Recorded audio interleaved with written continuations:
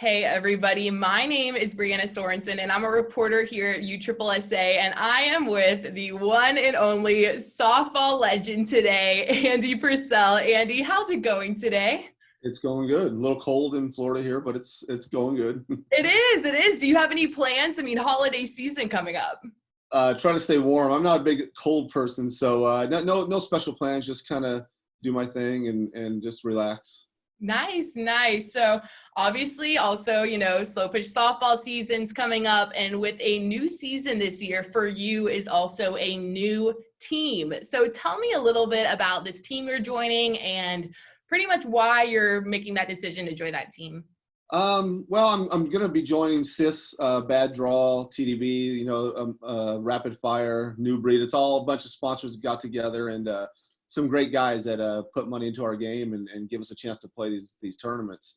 I had a great year last year with Dan Smith. All the guys were awesome. I loved everything. The coaches were thinking about going a certain way, and we had discussion and felt it was best for me to go a different direction. And the SIS Bad Draw guys welcomed me there, and I'm very excited to start the season.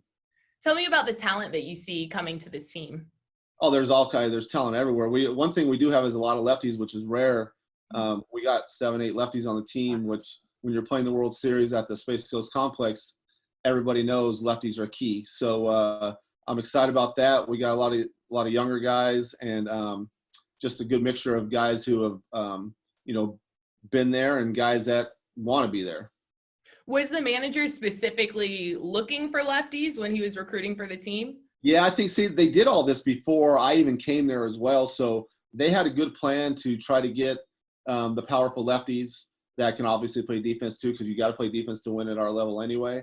But being the way the World Series is set up, but the way the complex is set up and the field plays, it's you need your lefties in the lineup, and they made a conscious effort to get as many as they could.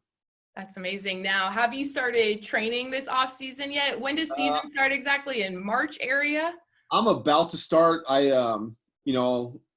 had a long season last year with injuries and this and that, and so I couldn't really work out much last year. And then I feel a little bit better now, so I'll start. It takes me a little longer. I'm older now, so obviously it takes my body longer to get back into where I need to be. And so I'll start here around December, and so by March, that gives me 3-4 full months to actually get my body in shape and strength and everything ready to go, because it's a long season, especially being a pitcher.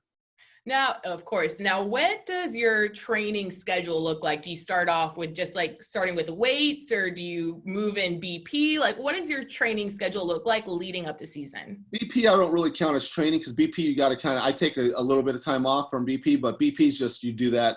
All the time. I'll start doing that, 2 to 3 times a week now, and then right before the season, I'm hitting every day.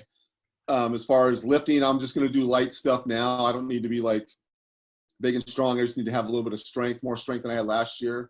And so I'll do light weights, a lot of reps, and I'll start doing that here pretty soon. As far as the weight, I've got my weight down to where I want it to be. So I don't have, at least now, I don't have to cut a bunch of weight like I normally do over the winter. So I'm looking forward to that, because I hate cardio, obviously. but yeah. Hey, So Christmas coming up though, so you better watch out. I love eating, so let's be honest with you, my metabolism isn't as fast as it's always been. So I try to watch what I eat, but so I eat a little bit better now anyway, because I know. And then I don't want to do cardio, so I try to keep my weight where it is. And then the lifting, just like I said, a lot of reps, light weights. Yeah, and especially coming off an injury, how has your healing process been? It's okay. It's good. It's slow, because like I said, I'm older. I'll be 51 the 19th of this month. So I still love playing with the young guys and still do what I need to do. But the healing process, I've noticed as I get older, is a longer process. So I'm much better than I was. I still need to get a little bit better. I still have some nerve pain in my legs and in my butt area all the way down my leg, but it's way better than it was. So I'm happy with where it is, and I know it's just going to be better. Absolutely. Now let's talk a little bit about your softball journey. Now, you first started playing college baseball and transitioned into softball. So what was that transition like for you coming off of as a baseball player? It was fun. I mean, like I actually played before I went away to play college baseball. I was playing, junior college baseball, and um, my friend's family played a lot of like tournament softball and league softball, and they needed a couple of guys every once in a while, so I'd fill in there, and I really liked it. Then I went away and played baseball.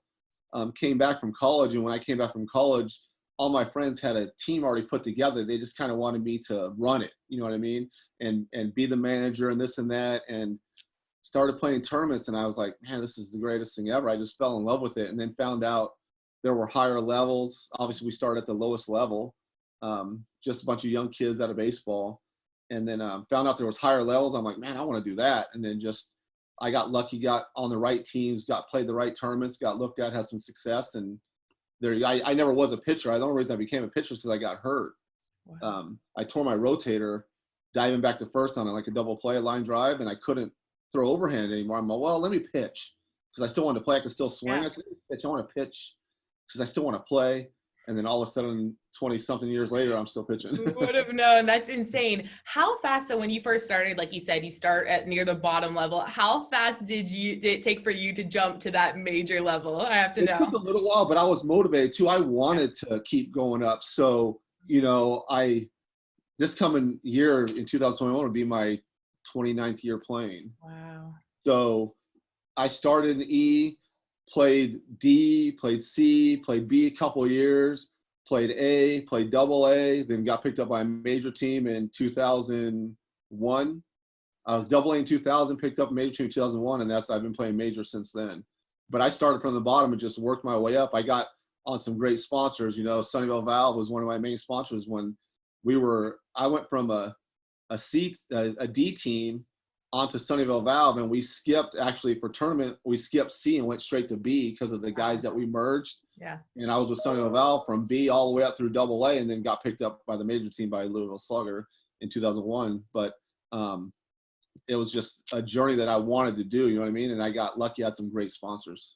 So you've been through the process yourself. What would you tell a player that's just getting started in the lower levels and wants to one day make, that jump up to majors eventually? I think you got to work on it. I'll be honest. I got lucky that when I started and when I became the pitcher, I had a lot of success with the knuckleball, getting people out, catching balls up the middle. So as I was moving up, they didn't really care about my hitting too much because I was having so much success on the mound, making people miss and catching balls and stuff like that.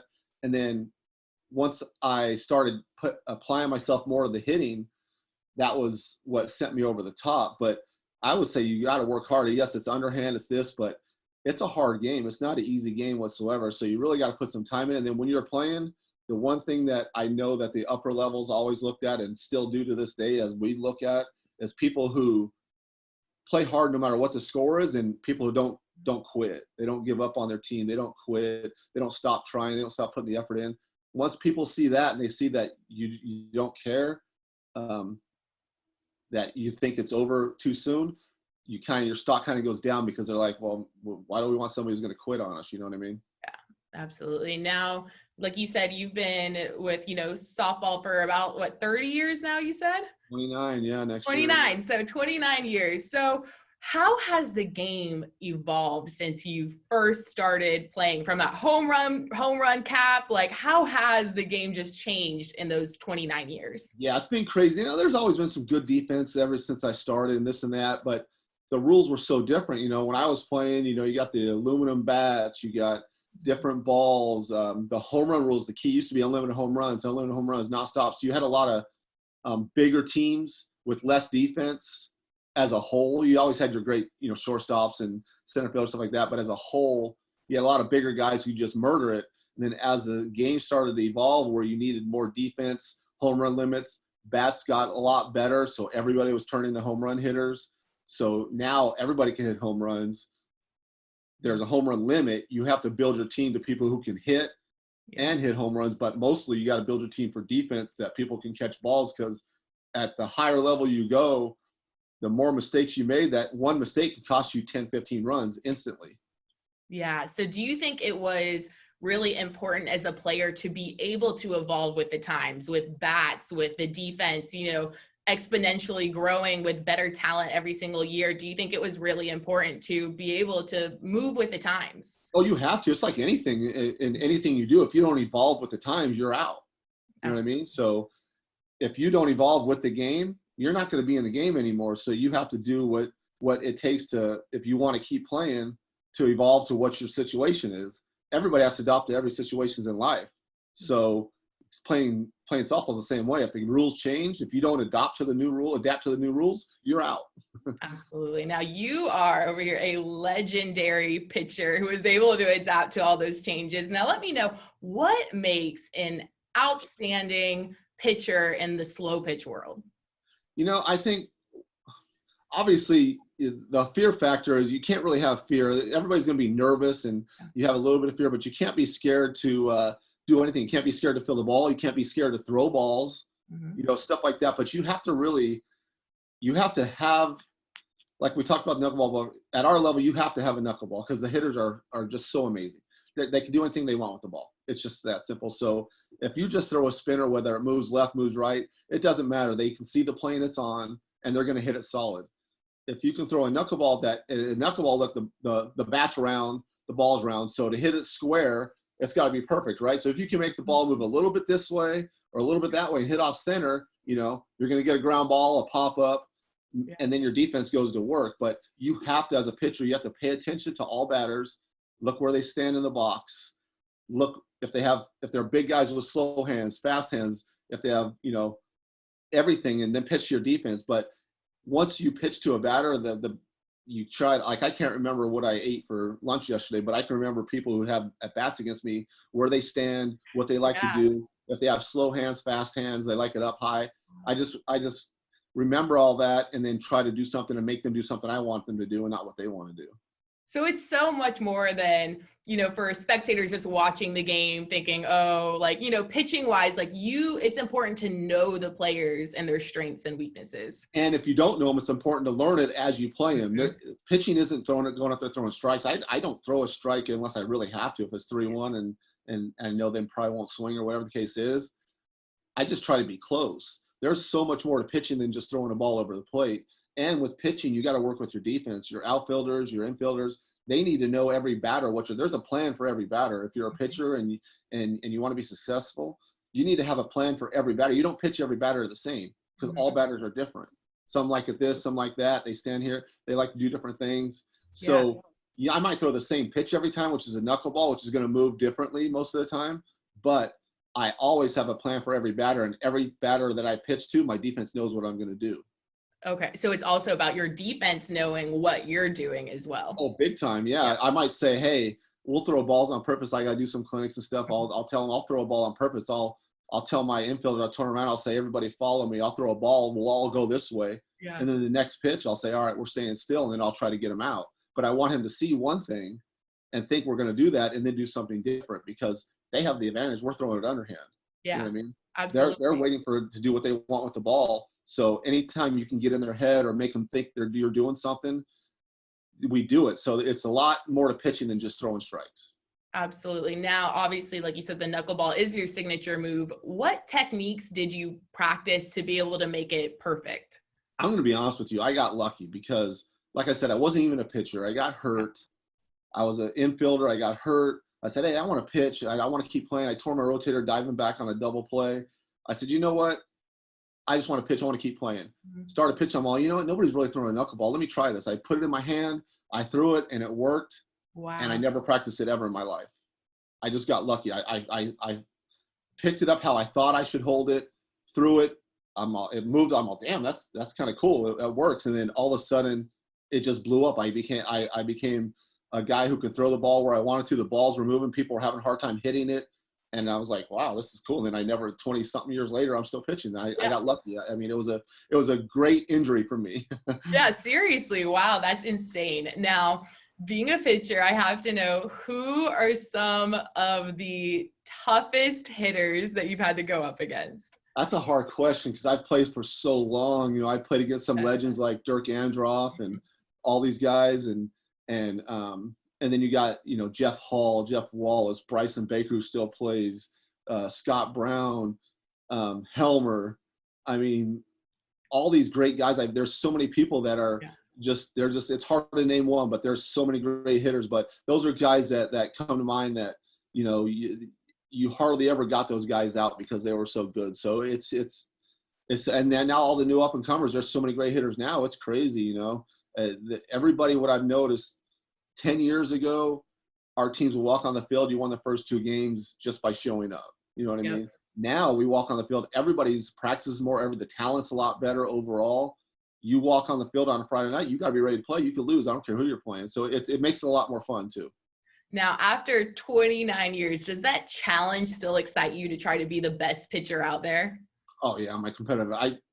Everything challenges me. I take everything as a competition. So, and then, you get people who doubt you. He's too old. I've been getting called too old for 10 years now. You know what I mean? Yeah. So, I love the aspect of trying to compete with the younger guys and trying to do what I do. And when I can't do what I'm supposed to do anymore, that's when I'll stop playing. But I love this game, and I'll play it as long as I can, as long as I'm doing what I'm supposed to do and not embarrassing myself, talent-wise, as far as not being able to catch, pitch, hit. That's when it's time to go. But until then, I love it so much, I don't want to stop. So right now, there's no plan on stopping, retiring anytime soon? Not until my body tells me. Now, I will say my body has let me know a lot lately. Warning flags, but I got a lot of red flags coming. So if I can squeeze 2 more years out, I will. I'll be. I mean, like I said, that'll be a long time playing with all these guys at this level. But I would do it if my body lets me do it. 2 years. I'm thinking more, 10. 2 years to you might be a 10. Come on. They always tease me and tell me they're going to roll me out to the mound in my wheelchair. I love it. Wheelchair. I think you can make it happen. They said, just pitch the knuckleball. We'll stand in front of you. But you like a good challenge, right? That's a joke. I'll accept the challenge. Okay. I don't see it possible, but I do love the game. It's given me a lot, and I like to get back to it. So I can't get enough of it. Yeah. Now, Andy, you've had so many monumental milestones, from multiple major World Series wins, MVP titles. You've had inducted to the USSSA Hall of Fame. Do you have an all-time favorite Slowpitch memory that just sticks out to you? To be honest with you, there's not one single one. Every time you win the majors, it's just a crazy thing. And I, from the first one to the last one I've won so far, they all feel just as good. So you can't. I mean, obviously going to Hall of Fame was amazing. That was something you'll never forget. But as far as playing wise, I love winning so much. I love playing, but you can't replace the feeling of winning a major World Series because it's so tough to do. If you look in the history books, not a lot of teams, there's very few teams that repeat so many times, this and that. And I've been lucky enough to be on some great teams with Rosmondo and all that. But there's no other feeling than winning the major World Series. It's just a crazy feeling, and it feels like the first time every time you do it. Wow. Now, with your extremely successful career, I know you have rings on rings on rings. So let me know, do you have a collection where you keep them in a certain spot? I do have a case. My sister's husband's uncle years ago made me this really nice glass case with, spots to put the rings, this and that. And I love that thing. It is, it is full. I have a couple that are on top of the case now. But, do you have an approximate of how many you have? You know what? I don't know. I know I don't keep track, but the only thing I do keep track of is the major World Series. I know that I do have the most at 12. Yeah. So I have that. Then I have, different other rings from I've won the A World and seniors now, and ASA. Back in the day, I've on 2 teams that have won. Back in the day, we used to have the Grand Slam of softball, which is all the majors, which was USSSA, ASA, ISA, NSA. Wow. And I've been on 2 teams that have won the Grand Slam of those before they all went away. And thankfully, USSSA kept the major division. But so there's, just those 2 years are 8. You know what I mean? So it's amazing. I love this game. So hopefully 13 major World Series rings. I'm hoping for 13 minimum, because that means I win again, and then if I play again, 14. I want them. I want it every year. You can't get enough. It's hard to do. It's hard to do. The talent's so good, and anybody can beat anybody at any time. And when it's a double elimination tournament at the end of the year, all the best top 16, 18 teams in the country are there. It's not, there's no easy games. Absolutely. Now, Andy, you're known as a tougher guy on the field for sure, which I know you differently off the field, but do you think there's any misconceptions about how you act off the field as on the field? I think people don't know me. On the field, I'm kind of a different person. It's complete night and day. On the field, I'm more intense. I talk a lot. I get into things verbally with people, and just, it's all about winning. And some things I do it. I hear too many things, this and that. On the field, I'm just a maniac, and I, in good ways and bad ways on the field. That's just who I am. I can't help it. Off the field, if you don't know me and you only know me from the field, you wouldn't even ever recognize me. I'm just a quiet guy. I don't talk to many people. I will talk to anybody who wants to talk to me, but I'm not somebody who goes up to somebody and say, hey, what's going on? How you been, blah, blah. Nice to meet you. I would talk to anybody in the world, but I'm just a quiet guy off the field. And if anybody who knows me, and when people ask them about me, they tell them, look, until you see Andy off the field, you don't really know Andy. You know Andy the competitor. You've seen Andy the competitor. You've seen Andy the softball player, what he does, what he likes to do, what he wants to do, but you don't know Andy off the field.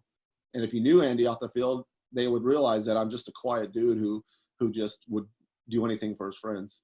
Absolutely. Now, to show your personality a little bit more off the field, we are going to play a this or that holiday edition, okay? All right. You ready for this? All right. So first, Christmas or Thanksgiving? Well, I do like food, but I'll say Christmas. Christmas, even though, both can include pretty good meals, though. You're right, but I'll go with Christmas. Christmas, okay. Ham or turkey? Turkey. Turkey? You're a turkey guy over ham? All right. Yeah, how about the Grinch or Elf? I'll go with Elf. I love comedy. Comedy, okay. How about apple or pumpkin pie? Ooh, that's a tough one. Mm-hmm. I think I do like pumpkin pie with whipped cream, but I'm gonna go with apple pie because I love me some apple pie. Apple. Real tree or fake tree? Real tree. Real tree. Hot coffee or hot cocoa? Hot cocoa. I only drink iced coffee if I drink coffee. Are you a big coffee drinker? I really don't. I'm not even a hot drink drinker. Everything I drink, I like everything super ice cold. So the only hot drink I will ever drink would be cocoa, but I rarely do that. I'm a ice everything. Strictly ice. Okay. How about gingerbread or sugar cookies? Sugar cookies. Thanksgiving football or Christmas basketball? Thanksgiving football, 100%. Okay. Home Alone or Christmas Vacation? Christmas Vacation. Okay, perfect. Well, that is all we had for our holiday edition. But thank you so much for your time today, Andy. We really appreciate it. And I'm sure you're able to help out a lot of players with your advice. No, I appreciate it. And like I said, whenever I'm at the field, anybody's more than welcome to come up and ask me any kind of pitching question, any kind of question. I'm all there. So don't be intimidated or think differently for what you see on the field. Mm-hmm. Off the field, I'm more than happy to help anybody. Absolutely. And good luck with next season, Andy. We appreciate your time. Thanks a lot.